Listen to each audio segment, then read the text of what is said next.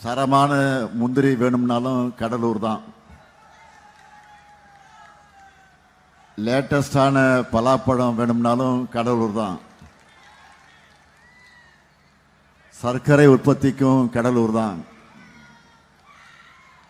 இந்தியாவுக்கே கரண்ட் உற்பத்திக்கும் கடலூர் தான். சோழர் காலத்தில் கடல் வாணிபம் செழித்த ஊர் நம்ம கடலூர். வாடிய பயிரை கண்டபோதெல்லாம் வாடினேன்னு சொன்ன கருணையே வடிவான வள்ளலார் வளவந்த மாவட்டம் இந்த கடலூர் மாவட்டம். சிதம்பரம் நடராஜர் கோயில், பிச்சாவரம் அலையாத்தி காடு,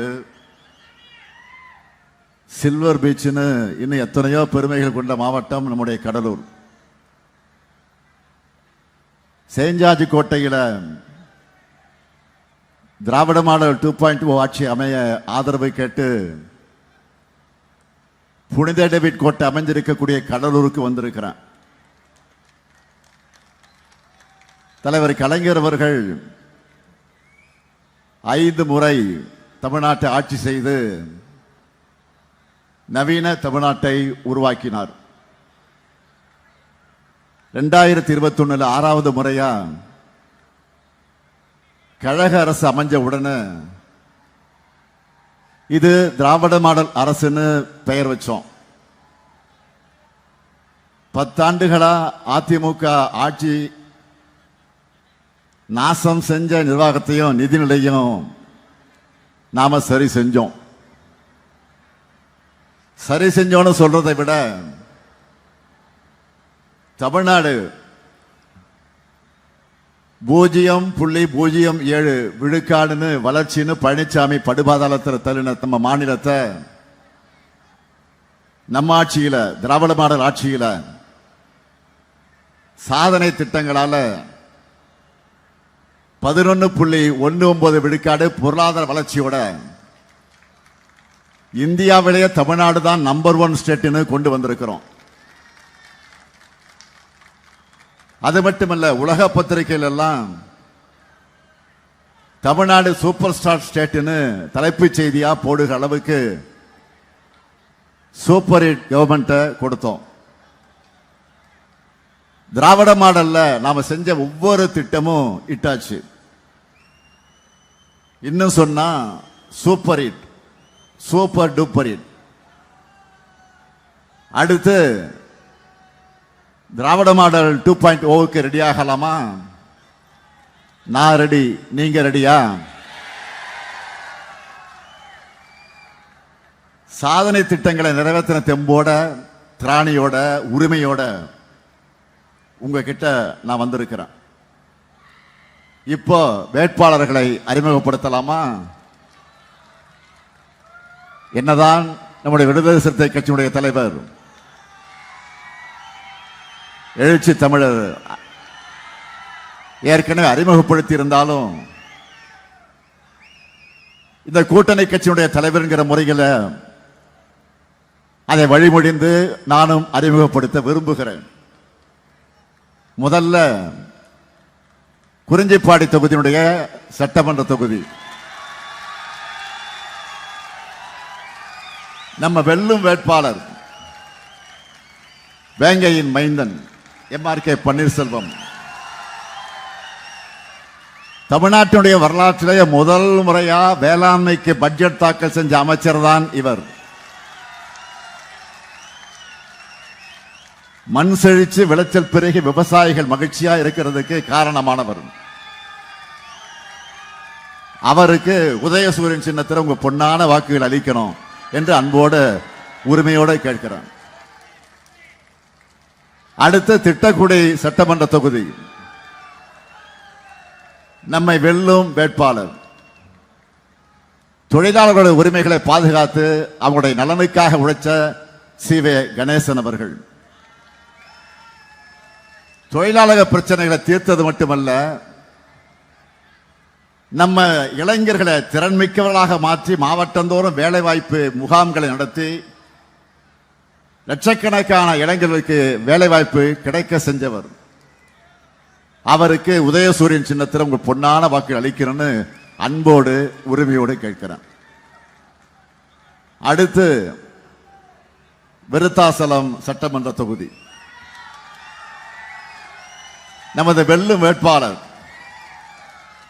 அருமை சகோதரி பிரேமலதா விஜயகாந்த் அவர்கள், என் ஆருயிர் நண்பர் கேப்டன் விஜயகாந்த் அவர்களுடைய மனைவி, தேசிய முற்போக்கு திராவிட கழகத்தின் பொதுச் செயலாளர் நண்பர் கேப்டன் விஜயகாந்த் உருவாக்கிய கட்சியை துணிச்சலா நடத்தி துரோகிகள் இருந்து தமிழ்நாட்டை காப்பாற்றணும் என்ற தெளிவா முடிவெடுத்து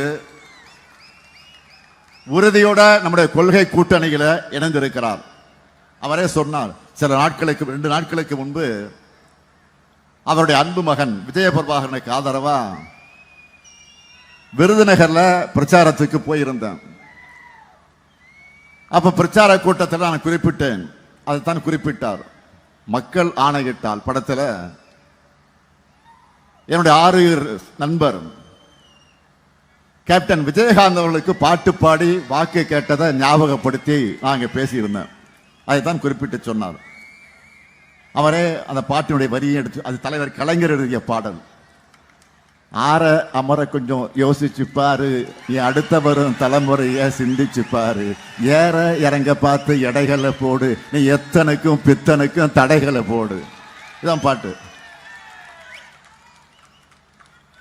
இன்று சகோதரி பிரேமலதா விஜயகாந்த் அவர்களுக்கு உங்கள் ஆதரவை கேட்டு கடலூருக்கு வந்திருக்கிறேன்.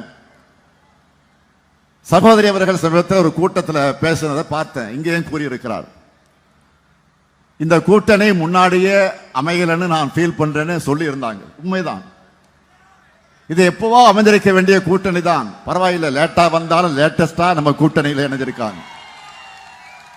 நிச்சயமா பெருவாரியான வாக்கு வித்தியாசத்தில் அவர்கள் வெற்றி பெறுவாங்க. எப்படி 2006 கேப்டனுக்கு வெற்றி தந்தது மாதிரியே 2026 தேர்தலில் சகோதரி பிரேமலதா அவர்களுக்கும் முரசு சின்னத்தில் நீங்க வாக்களித்து வெற்றி பெற வைக்கணும் என்று உரிமையோடு நான் கேட்கிறேன். அடுத்து காட்டுமன்னார் கோயில் சட்டமன்ற தொகுதி என்னுடைய இனிய சகோதரர் எழுச்சி தமிழர் தொல் திருமா அவர்கள் ஆதரவு பெற்ற நமது வெல்லும் வேட்பாளர் விடுதலை சிறுத்தை கட்சியை சார்ந்த ஜோதிமணி அவர்கள், உடைக்கப்பட்ட மக்களுடைய ஒளிவிளக்காக திகழ்ந்த பெரியவர் இளைய பெருமாளுடைய அருமை மகன், பொறியாளராக இருந்து பொது தொண்டு ஆற்றும் ஆர்வத்தோடு களம் காண்கிறார். அவருக்கு பானை சின்னத்தில் உங்களுடைய பொன்னான வாக்குகள் அளிக்க வேண்டும் என்று அன்போடு உரிமையோடு கேட்கிறேன். அடுத்து கடலூர் சட்டமன்ற தொகுதி நமது வெள்ளு வேட்பாளர் காங்கிரஸ் பேரியக்கத்தை சார்ந்த AS சந்திரசேகரன், சட்டக்கல்லூரியிலே படித்த காலத்திலேயே காங்கிரஸ் தொண்டராக சேவையாற்ற தொடங்கினவர். இன்றைக்கு தமிழ்நாடு காங்கிரஸ் கமிட்டியின் மாநில செயலாளராக செயல்பட்டு வருகிறார். அவருக்கு கை சின்னத்தில் உங்களுடைய பொன்னான வாக்குகளை அளிக்கணும். அடுத்து சிதம்பரம் சட்டமன்ற தொகுதி நமது வெல்லும் வேட்பாளர் மனிதநேய ஜனநாயக கட்சியினுடைய தலைவர் தமிமுன் அன்சாரி அவர்கள், சிறுபான்மை சமூக மக்களுடைய உரிமைகளுக்காக தொடர்ந்து குரல் கொடுக்கக்கூடியவர். விவாதங்களிலும் ஏன் ஏற்கனவே சட்டமன்றத்தில் ஆணித்தரமாக பேசி தன்னுடைய ஆற்றலை வெளிப்படுத்தி காட்டியிருக்கிறார். அவருக்கு உதயசூரியன் சின்னத்தினுடைய பொன்னான வாக்குகளை அளிக்க வேண்டும் என்று நான் அன்போடு உரிமையோடு கேட்கிறேன். அடுத்து நெய்வேலி சட்டமன்ற தொகுதி நமது வெல்லும் வேட்பாளர் சபா ராஜேந்திரன் அவர்கள் 2006, 2016, 2021 என்று 3 முறை உங்களுடைய குரலா சட்டமன்றத்தில் ஒழிச்சவர். நெய்வேலி மக்களோட உயர்வுக்காகவும் தொகுதியின் மேம்பாட்டுக்காகவும் தொடர்ந்து பணியாற்றி கொண்டிருப்பவர். அவருக்கு உதயசூரியன் சின்னத்தில் நீங்கள் உங்கள் பொன்னான வாக்குகளை அளிக்க வேண்டும். அடுத்து பண்டோட்டி சட்டமன்ற தொகுதி நமது வெல்லும் வேட்பாளர் கொள்கை தோழமையாக விளங்கக்கூடிய விடுதலை சிறுத்தை கட்சியை சார்ந்த அப்துல் ரஹ்மான் அவர்கள்,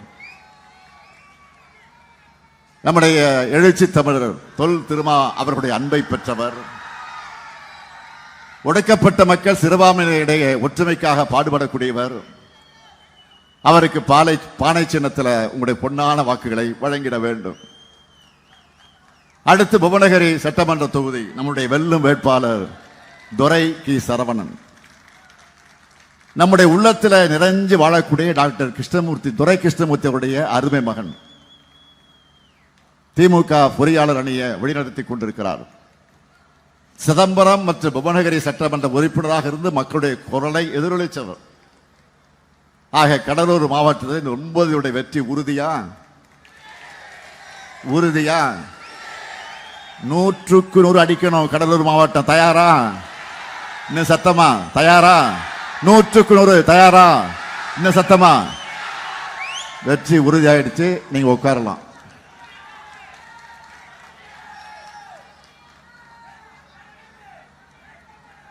மகளிர் மேம்பாட்டுக்கு முதல் நாள் முதல் கையெழுத்திலேயே விடியல் பயணத்தினுடைய திட்டத்தை சாத்தியப்படுத்தினவன் தான் இந்த ஸ்டாலின். எழுச்சி தமிழர் குறிப்பிட்டு சொன்னார், இன்றைக்கு நம்மை பின்பற்றி இன்றைக்கு நாட்டில் இருக்கக்கூடிய பல்வேறு மாநிலங்கள்ல பெண்களுக்கு கட்டணமில்லா பயணம் அதை அறிவித்துக் கொண்டிருக்கிறார்கள். நம்மோட திட்டங்களை காப்பியடிச்சே பழக்கப்பட்ட அதிமுக அதை பத்தி சொல்லி இருக்கு. நான் கேட்கிறேன், 2016 தேர்தல் அறிக்கையில வயசானவங்களுக்கெல்லாம் பேருந்துகளை இலவசம் சொன்னாங்க, செஞ்சாங்களா? 2016 அதிமுக ஆட்சிக்கு வருவதற்கு முன்பு வயசானவங்களுக்கு பேருந்துரை இலவசம் சொன்னாங்க, செஞ்சாங்களா? திமுகவை பொறுத்த வரைக்கும் சொன்னதை செய்கிற ஹிஸ்டரிய, அந்த கெப்பாசிட்டிய நம்ம கிட்ட மட்டும்தான் இருக்கு. மகளிர் முன்னேற்றத்திற்கு அடிப்படையான இந்த விடியல் பயண திட்டத்தை நியாயமா மாண்புமிகு பிரதமர் அவர்கள் வரவேற்றிருக்கணும். ஆனா அவர் என்ன சொன்னார் தெரியுமா? நகரங்கள்ல பெண்கள் கட்டணம் இல்லாமல் பயணிக்கிற காரணத்தினால மெட்ரோ ரயில் பயன்படுத்துறவங்க எண்ணிக்கை குறைஞ்சிடுச்சான் அப்படின்னு சொன்னார். மெட்ரோ லாபகரமா இயங்க முடியலன்னு கவலைப்பட்டிருக்கிறார். பிரதமரே இப்படி பேசுறாருன்னா என்ன பொருள்? அவருக்கு இந்த திட்டம் பிடிக்கல. மகளிர் முன்னேற்றத்தை பற்றி அவர் கவலைப்படல. அது மட்டுமல்ல, அவங்க வந்தா என்டிஏ ஆட்சியில இந்த விடியல் பயண திட்டத்தை நிறுத்திடுவாங்க என்றுதானே பொருள். மோடியோட பேச்சை மீறி செயல்படுகிற துணிவு பழனிசாமிக்கு இருக்கா? நிச்சயம் இல்லை.